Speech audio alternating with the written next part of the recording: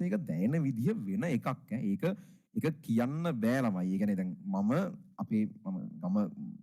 මගේ ඇඩ්‍රස් එක පටන් ගන්න තියෙන්නේ වටරක ඉඟුරුවත්ත මාවතගම කියලා. දැන් මට ඇඩ්‍රස් කීපයක් තියෙනවා. ඒ සමහරක් ඒවා කොළඹ 8 සමහරක් ඒවා රාජගිරිය. ඒතර ඒවා ඇත්තටම අපි හිටපු මට්ටමේ හැටියට හී නෑ. ඒ කියන්නේ ඒක කවදාවත් වෙන්න තිබුණු දේවල් නෙවෙයි ඈ. ඒ කියන්නේ ඒක තැනකදී මම ගන්න යම් තීරණයක් මත තමයි මේ සියලු දේවල් වෙන්නේ. ඒ කියන්නේ ඊටාම සරලව අපි කොළඹ එන්නවත් එහෙම කිසිම දෙයක්වත් හිතලා නැතුව ඉඳලා පස්සේ ශිෂ්‍යත්වය පාස් වෙලා කොළඹ ඇවිල්ලා මම හොස්ටල් එකේ ඉන්නේ. එතකොට ඒකත් එක විදියකට හිතලා බලුවම ඉතින් එන කරුමයක්. හැමදාම අර ට්‍රේන් එකේ යනවා. ඒක සතියන්තේ යනවා. ගෙදර ගියාට පස්සේ ආයෙ එන්න හිතෙන්නේ නැහැ. සමහරක් වෙලාවට ගෙදර ගිහලා අඬනවා එන්න බෑ කියලා.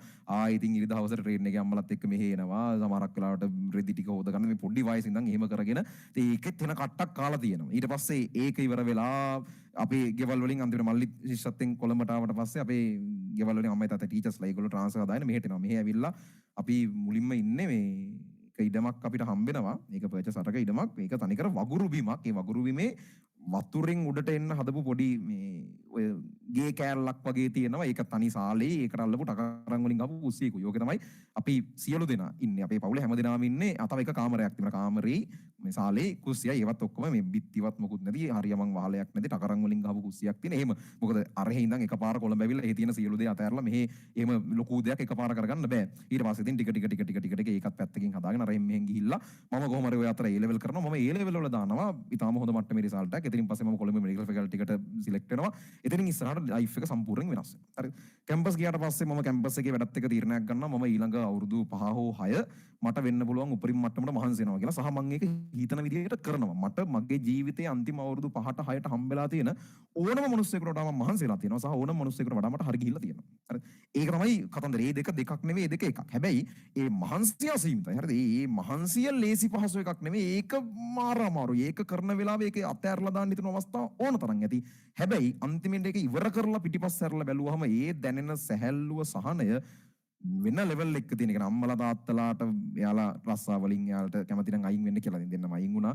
අයින් වෙලා ඒගොල්ලන්ට ආස දේවල් කරගෙන ඉන්න හදලා එයාලට ඉන්න ගෙයක් හදලා දීලා ඒගොල්ලන්ට යන්න එන්න වාහන දීලා ඒගොල්ලන්ගේ කැමති සියලු දේ ඕන දෙයක් කරගන්න පුළුවන් මට්ටමට ඒක හදලා දීලා තියෙනවා. ඉතින් ඒක අන්තිමේට එහෙම දේවල් ටිකක් පොඩි වයසකින් කරලා පිටිපස්ස හැරලා බලද්දී ඒක මාර සතුටක්. මං කියන්නේ ඕගොල්ලන්ට ඒක කරන්න පුළුවන් ළමයි. කියන්නේ මේ දේම කරන්න ඕන කියලා නෙවෙයි මම කියන්නේ. ඕගොල්ලෝ මේක හරියට කරන්න කරලා හරි ඩිග්‍රී එකකට කැම්පස් එකකට තමන් කැමති එකට යන්න.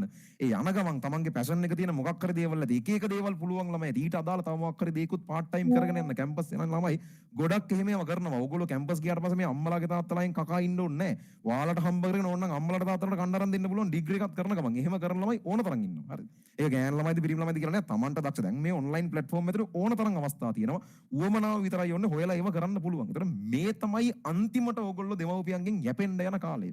එතනින් පස්සේ එන චැප්ටර් එක ඕගොල්ලන්ට ලස්සන කරගන්න පුළුවන් මේක හරියට හැඩගස්ස ගත්තා නම්. ඒ නිසා පළවෙනි දේ ඒක ඔයා කරනවා කියන්න ජනවාරි 1 වෙනිදා අද මේ අවුරුද්ද පටන් ගන්න තැනම කෙලින්ම ඔළුව හදාගන්න මම ඒ ටික කරනවා. මට ඒ කියන්නේ යන්න ඕන වෙච්ච වාට යන්න ඕන හීන ටිකක් තියෙනවා. ඒ ටිකට යනවමයි. ඒ සඳහා මේ එන අවුරුද්දේ විනෝදජනක ගතිය සම්පූර්ණයෙන් අයින් කළා දානවා. මේ අවුරුද්දේ ආතල් නැහැ. මේ අවුරුද්ද ලේසි නැහැ. මේ අවුරුද්ද අමාරුයි. දැම්ම හිත හදාගෙන ඉන්න. ජීවිතේ අමාරුම අවුරුද්ද කියලා හිත හදාගෙන ඉන්න. ඊළඟට එන මාස 9 තමයි නරකම මාස 9 කියලා හිත හදාගන්න. ඒතකොට මොනවාම පවුලක් නැහැ නම. ඔයා නරකම දෙයටනේ බලාපොරොත්තු වෙලා තියෙන්නේ. එහෙම වුණත් මං වැඩ කරනවා කියන මට්ටමට හදාගන්න.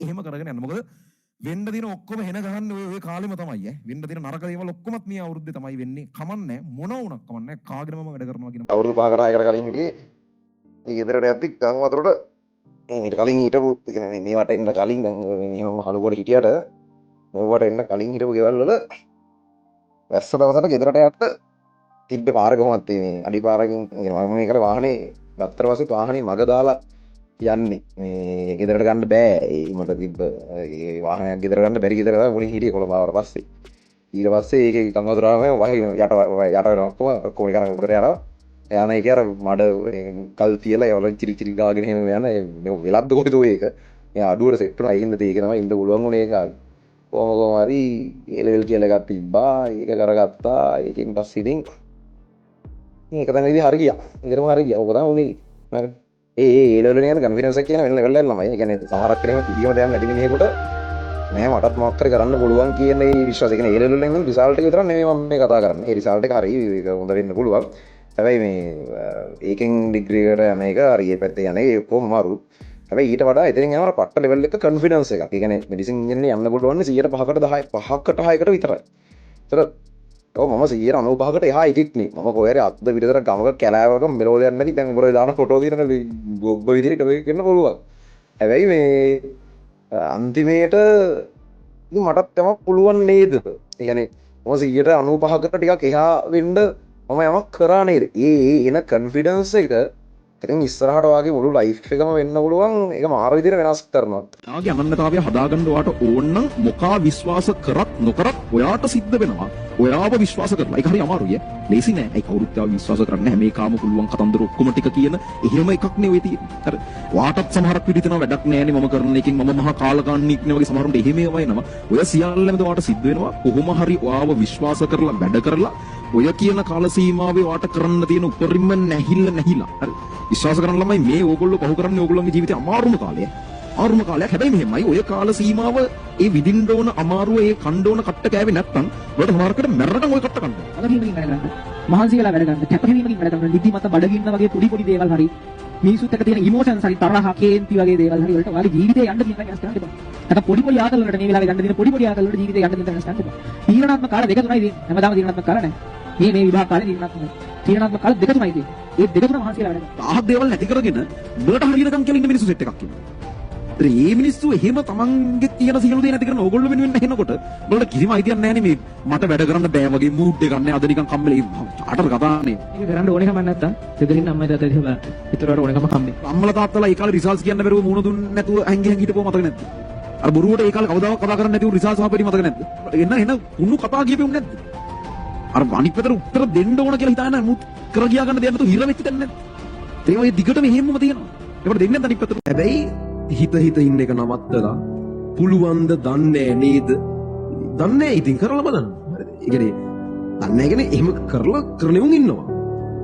ඒක ඒ කරනෙවුන් පුළුවන්ද දන්නේ නේද? බැරි වෙයිද දන්නේ ඒවා හිතින් නැතුව ඒ හිතන වෙලාවත් උන් වැඩේට දෙනවා. එතකොට උන්ට හරියනවා. එතකොට උන්ට ලකුණු 20 30ක් විතර වැඩි වෙනවා ওই පේපර්ස් ටික ඉවර වෙද්දී. එහෙම නැති උන් ටිකක් කරනවා පුළුවන් වෙයි දන්නේ නැහැ. ඒ කියන්නේ ආයි ටිකක් හිතින් ආයෙ ටිකක් කරනවා. සමහරක් සතියවල මේ හිත අප්සෙට් වෙලා කරන්නේ එහෙම අර ඒ සතියේ මොකක් හරි ලකුණු අඩු වෙලා හරි මොකක් හරි වෙලා අප්සෙට් එහෙම එහදී වැඩ කරන්නේ නැහැ. එම නිකන් අර හුරතල් වෙවි යන්න නම් ඉන්නේ. ඇත්තටම මේ වගේම මෙඩිසින් යන්න ඕනේ නැහැ. මේ වගේම ඉන්ජිනේරින් යන්න ඕනේ නැහැ නේ. එහෙම නිකන් අර හැම එකටම මැසිවිලි නගන જાතියේ උන්ට පුළුවන් ද මිනිහෙක්ගේ ජීවිතයක් එහෙම වගකීමක් මාර දෙන්න බෑ. ඉන්ජිනියර්ස්ලා ડોක්ටර්ස්ලා හෝ කිසිම වගකීම් සාගත වෘත්තියකට උන් හරියන්නේ නැහැ. අර ඒ වගේ නිකන් චුට්ටක් වෙනස් වෙනකොට ඔක්කොම අතහැරලා දාන්න જાතිය. ඔක්කොම අතහැරලා දාලා යයි. එහෙම ඉන්නවා ඇත්තට සමහරක්. එහෙම මේ ડોක්ටර්ස්ලා මම දැකලා තියෙනවා පේෂන්ට් කෙනෙක් ඒ කියන්නේ යාගේ වැරද්දක් නෙවෙයි නමුත් එයාගේ බාරව ඉන්න පේෂන්ට් කෙනෙක් නැති වුනහම යන ડોක්ටර්ස්ලා මේ මිනිස්සුන්ගේ වගකීම තමයි අනිත් මිනිස්සු කඩාය වැටෙන වෙලාවට උන් හයියට ඉන්න ඕනේ ඉතින්. ඒකනේ අවුරුදු ගාණක් ට්‍රේන් කරවලා ඒකට ගැළපෙන මිනිස්සු එක්සෑම් එකකින් තෝරගෙන එහෙම ගන්නෙ. මේ මිනිස්සුන්ට හොරතල් වෙන්නයි තියන්නේ. ඒතර වා තේරුම් ගන්න ඔයාගේ මයින්ඩ්සෙට් එක හැදෙන්න ඕන. ඒ වගේ රෙස්පොන්සිබිලිටි එකක් මාර ගන්න පුළුවන් මිනිස්සෙක් වෙන ලෙවල් එකට. ඉතින් එහෙම අර මේ පොඩි උච්චාවචනීය වීම මත තමන් වැඩ කරන විදි වෙනස් වෙන උන් ඒකට හරියන්නේ නැහැ. මේ මුලින්ම තමන් එහෙම කෙනෙක් නම් එහෙම තමන්ගේ විදිය කියලා නිශ්චිත එකක් නැහැ. හරිද? වාට ඒක ඩිසයිඩ් කරන්න පුළුවන්. විශේෂයෙන්ම ඔය වයසේ මිනිස්සු ළමයි නෙවෙයි මිනිස්සු කියමු. හරි. ඔය වයසේ මිනිස්සු කියන්නේ තමන්ගේ විදිය වැඩිපුරම වෙනස් කරන්න පුළුවන් වයස. ඒ ඕගොල්ලොන්ටම තේරෙනවා ඇති ගිය අවුරුදු හිටපෙන්න නෙවෙයි මේ ඉන්නේ. සමහර ඒ කාලේ අදහපු ගොන් අදහස් දැන් වෙනස් වෙලා තියෙනවා. ඒ කියන්නේ එහෙම පැහැදිලිව වෙනස් වෙන්න පුළුවන්ම කාලේ ඕගොල්ලෝ ඉන්නේ. වැඩිපුරම එක්ස්පීරියන්ස් එකතු වෙන කාලේ ඕගොල්ලෝ ඉන්නේ. ඉතින් ඕගොල්ලන්ගේ විදිය කියලා එකක් නැහැ. සමහර විට ඉතින් මම ඉතින් එහෙමයි නේ කියන්නේ. ඒක වෙනස් කරන්න ඕගොල්ලෝ ඉන්නේ එක වෙනස් කරන්න පුළුවන් තැනක. ඒ නිසා මේ අර ටයිප් නම් ඔයා සහ ඔයාගේ බලාපොරොත්තු දිගටම එහෙම ඉන්න නම් ඒ වැඩ ඔයාට ඕන විදියට සිද්ධ නොවෙනකොට ඒ වැඩ අතාරින සීන් එකේ ඉන්න නම් ඔයාට ඕනේ.